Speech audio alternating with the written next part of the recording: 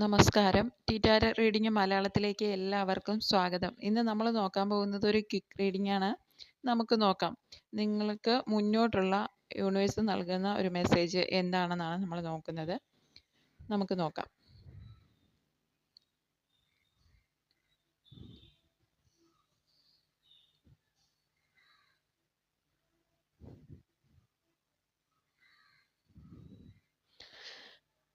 നിങ്ങൾക്ക് ഇപ്പോൾ ഒരുപാട് കൺഫ്യൂഷൻസ് ഉണ്ട്.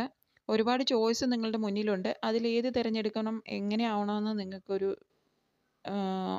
ഉറച്ച ഒരു തീരുമാനത്തിലെത്തിയിട്ടില്ല. നിങ്ങൾ പല കാര്യത്തിൽ നിന്നും വിമുഖത കാണിച്ചു നിൽക്കുന്ന ഒരു സമയം കൂടിയാണ്. മനസ്സിന് ഒരു നല്ലതല്ലാത്ത കാര്യങ്ങളൊക്കെ നടന്നത് മുഖേനയുള്ള വിഷമങ്ങളും അങ്ങനെയൊക്കെയുള്ള കാര്യങ്ങൾ നിങ്ങൾക്കുണ്ട്. അതിൽ നിന്ന് നിങ്ങൾക്ക് ഒരു മുക്തി ഉണ്ടോ എന്ന് ചോദിച്ചപ്പോൾ തീർച്ചയായിട്ടും മോചനമുണ്ട്. നിങ്ങൾക്ക് ലവേഴ്സ് കാർഡാണ് വന്നിരിക്കുന്നത്. അതുകൊണ്ട് പറയുന്നത് നിങ്ങൾക്ക് ഇപ്പോൾ പ്രണയത്തിലാണെങ്കിലും അല്ലെങ്കിൽ റിലേഷൻഷിപ്പിൻ്റെ കാര്യത്തിലാണെങ്കിലും നല്ലൊരു മാറ്റം ഉണ്ടാകും. അതായത് ഒരു മ്യൂച്വൽ അണ്ടർസ്റ്റാൻഡിങ്ങും പരസ്പര സ്നേഹവും കുറച്ച് ഡെപ്തിലുള്ള സ്നേഹബന്ധം ഒക്കെ ആയി തീരും. ഇതുവരെ അങ്ങനെയൊന്നും ആയിരുന്നില്ല. ഇനി അങ്ങോട്ട് അങ്ങനെ ആയി തീരുമെന്നാണ് കാണിക്കുന്നത്.